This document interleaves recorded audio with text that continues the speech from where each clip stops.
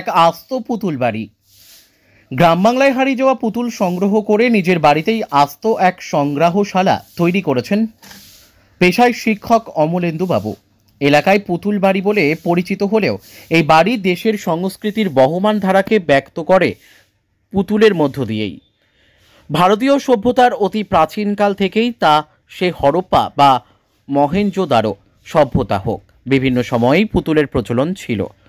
বর্তমান সময়ে পুতুল নতুন প্রজন্মের কাছে প্রায় হারিয়ে গেছে।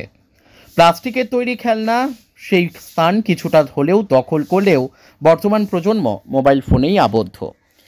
একসময়ে গ্রাম বাংলার শিশুরা মাটির পুতুল নিয়ে খেলা করত। ধীরে ধীরে যুগের পরিবর্তনশীল বহমান ধারায় শিশুদের মধ্যে পুতুল নিয়ে খেলার প্রচলন হারিয়ে গেছে। এখন শিশুরাও খেলার জায়গার বদলে মোবাইল দেখে সময় কাটানো শিখছে, যেখানে বিভিন্ন সংস্থা তাদের গবেষণায় জানাচ্ছে শিশুদের দিনে দিনে মোবাইল দেখা আসক্ত হয়ে পড়াটা তাদের মনে খারাপ প্রভাব ফেলছে। তাই নতুন প্রজন্মের কাছে পুতুলের অতীতের ব্যবহার তুলে ধরতে ও প্রবীণদের পুরনো সেই দিন মনে করিয়ে দিতে এক অভিনব ভাবনা নিয়েছেন হাওড়ার প্রত্যন্ত শ্যামপুর কালিদহ গ্রামের শিক্ষক অমলেন্দু বেরা। শিক্ষকতার পাশাপাশি তিনি নিজের বসত বাড়ি আস্ত একটা পুতুলের মিউজিয়াম গড়ে ফেলেছেন, যা গ্রামের মানুষের পুতুল বাড়ি নামে চেনেন। পশ্চিমবঙ্গের বিভিন্ন জেলা ও দেশের বেশ কয়েকটি রাজ্য জুড়ে অনেক পুরনো পুতুল সংগ্রহ করেছেন, যা দেখতে আসেন অনেকে। এমনকি বিভিন্ন স্কুলের তরফ থেকে পড়ুয়াদের সেখানে নিয়ে যাওয়া হয়। পুতুল বাড়ি নামের সার্থকতা বোঝা যায় বাড়িতে প্রবেশ করার মুহূর্তেই। ভেতরে প্রবেশ করলেই আর বাড়ি বলে মনে হবে না। প্রবেশের শুরুতেই গ্রাম বাংলার নানান পুরাতন পুতুল দিয়ে সাজানো, যা দেখলেই সকলের ভালো লাগবে। এই ধরনের ভাবনা কেন এলো অমলেন্দু বাবুর, তা নিজের মুখেই জানালেন শিক্ষক অমলেন্দু বাবু। 2006 সালে রবীন্দ্রভারতীর প্রফেসর করুণ সিন্ধু দাস তাকে পুরনো পুঁথি সংগ্রহের ওপরে কাজ করিয়েছিলেন। তারপর থেকে অতীতে যারা বই লিখে গেছেন এই পুতুলের ওপর, সেই বই পড়ে সেই পুরনো দিনের পুতুলের সংগ্রহের প্রতি তার আগ্রহ বেড়ে যায়। 2007 থেকে নিজেই খোঁজ করে পুতুল সংগ্রহ করা শুরু করেন।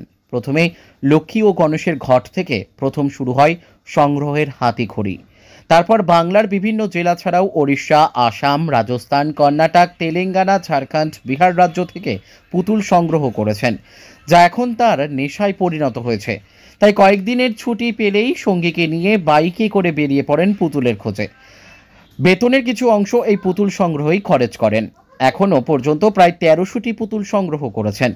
এছাড়া পুরনো জিনিস সংগ্রহ করেছেন। একটা সময় প্রচলিত ছিল, এখন একদমই নেই, যেমন গ্রামাফোন, রেকর্ড, পেট্রোম্যাক্স ল্যাম্প, চরকা, হুকো। এখন জায়গার অভাবে অনেক পুতুল বাক্সবন্দি হয়ে আছে। ইচ্ছা আছে গ্রামের থেকে সরে প্রধান রাস্তার ধারে বড় করে সংগ্রহশালা করবেন। সমাজ মাধ্যমের সাহায্যে এখন অনেকেই জানতে পারছেন এক পুতুল বাড়ির কথা, যে পুতুল ভারতের সভ্যতার ক্রমবিকাশের পর্যায়কে বুকে নিয়ে চলে। ব্যুরো রিপোর্ট, আমাদের টিভি।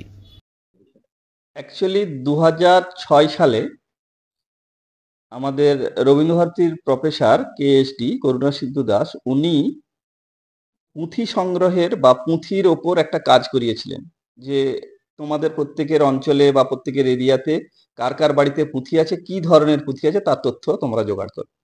সেই কাজটা করতে গিয়ে আমরা বিভিন্ন গ্রামগুলো ঘুরতে থাকি। তারপর আমাদের শ্যামপুর থানার বিশিষ্ট ব্যক্তি কিশোরী মোহন মৈনান, উনি শ্যামপুরের ইতিহাস লেখার উপর একটা জোর দিয়েছিলেন এবং অনেক দূর এগিয়েও গিয়েছিলেন।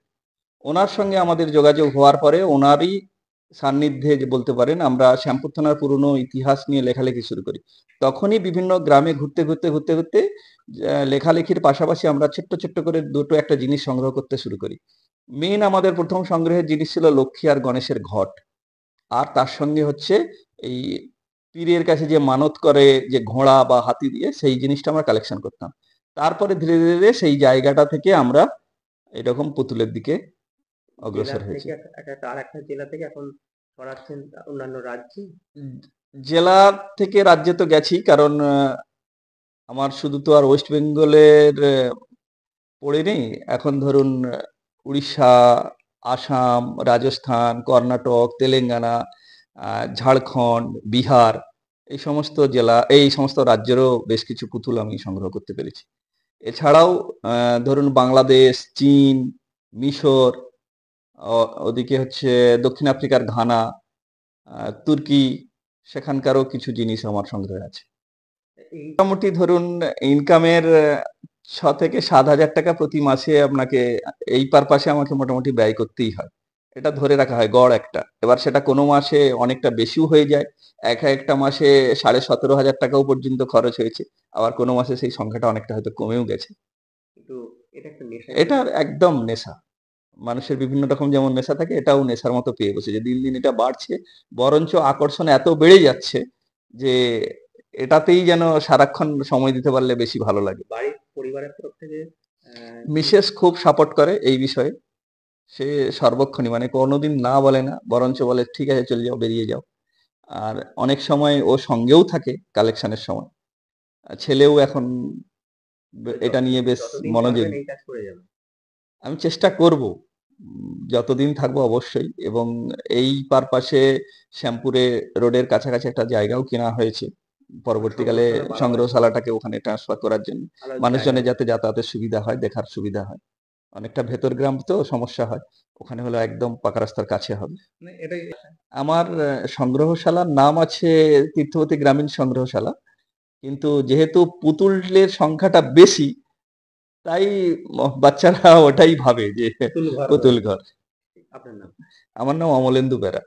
রমেন্দ্র? অমলেন্দু বেরা। গ্রামের মধ্যে দেখে খুবই ভালো লাগছে। আমি যখন এখানে ৩ বছর আগে আসা শুরু করেছি, প্রথম ভাবছিলাম যে একটা হয়তো স্যারের নিজস্ব একটা সেন্টারে যাচ্ছি। হঠাৎ করে এসে দেখলাম এত বড় একটা মিউজিয়াম। মানে এইরকম জায়গা দেখে আমরা অবাক হয়ে যাই প্রথম ক্লাসে এসেই। যে এত জিনিস! স্যারকে জিজ্ঞাসা করলাম যে, "এগুলো স্যার কি?" স্যার বলছে, "আমি দেশে বিদেশে ঘুরে এগুলো সংগ্রহ করে এনেছি। আর আমরাও যেটা গল্প শুনি, দেখি কিন্তু মানে এত রকমের জিনিস আমরা সেটা ভাবতেই পারিনি। যে লক্ষ্মী ঠাকুরের এত রকম মূর্তি বা দুর্গার এত রকম মূর্তি, বিভিন্ন রকমের যে বাঁশের কাজ, এই সবগুলো এই যে ঢেরা আরো অনেক রকমের জিনিস স্যার এনেছেন। এগুলো আমরা গল্প শুনেছি, কিছু, কিছু দেখেছি কিন্তু এখানে এসে অনেক রকমের জিনিস দেখেছি। আমাদের ছেলেরা তো দেখেইনি। সেটা স্যারের বাড়িতে এসেই আমাদের দেখাটা সম্ভব হয়েছে। হ্যাঁ, সৌভাগ্যও বলতে পারেন। উম ষষ্ঠী মায়ের এত রূপ, এটা কি বলবেন? কতটা ভালো লাগে? আ এটা তো আমরা মানে কোনোদিন দেখেননি? দেখিনি। এখানে এসেই ১ম দেখলাম। যে ষষ্ঠী ঠাকুরে এত রূপ। এতগুলো রূপ আছে। আর আগেকার সময় একটা সেটা দেখে তো ভালোই লেগেছে। আমরা হয়তো উম অনেকেদের বাড়িতে হয়তো বাবা-মায়ের প্রচুর পয়সার জন্য অনেক কিছু কিনে দেয়। এবার সেইরকম আমরা হয়তো একটু আর্থিক দিক থেকে সেরকম নয়। তাই আমাদের বাড়িতে নেই। আমরা পাশের বাড়িতে দেখতাম যে ও সেই খেলনাটা মেলা থেকে কিনে নিয়ে এসে বাড়িতে খেলছে। কিন্তু এখানে এসে আমিও দেখেছি, আমার ছেলেও দেখছে যে এত রকমের খেলনা হয়, এত রকমের পুতুল হয়। আমরা সেটা মানে দেখে খুবই ভালো লেগেছে। এটা তো খুবই একটা ভালো জিনিস যে স্যার এটা করেছেন। আমরাও দেখেছি কিন্তু স্যারের এই প্রচেষ্টা আরো বাড়বে, সবাইয়ের মধ্যে ছড়িয়ে যাবে। আমরা দেখে আমাদের ভালো লেগেছে। আমরা চাইছি আরো বিভিন্ন লোক এসে এটা দেখুক, তাদের ছেলেমেয়েরাও দেখুক। কারণ এখন বাড়িতে সবাই ফোন নিয়ে ব্যস্ত। ফোনেতে কার্টুন দেখে বিভিন্ন রকমের। কিন্তু এই জিনিসগুলো কিন্তু ফোনের মধ্যে নেই। যেটা অবশ্যই করে যে এইগুলো আমাদের বাড়িতে নেই কেন? আমরা বললাম, আমি তখন বললাম যে আমাদের তো এগুলো আমি নিজেই দেখিনি। স্যার এগুলো বাইরে থেকে একসময় কালেকশন ছিল, করে, হ্যাঁ একসময় ছিল। একসময় ছিল, স্যার সেগুলো কালেকশন করে মানে নিয়ে সন্তানকে এসেছেন। বলেন। হ্যাঁ অবশ্যই। আপনার নাম? আমার নাম জ্যোৎস্না খাড়া। আপনি পাশের গ্রামে থাকেন? পাশের এখান থেকে ২ টো গ্রাম দূরে। ঠিক।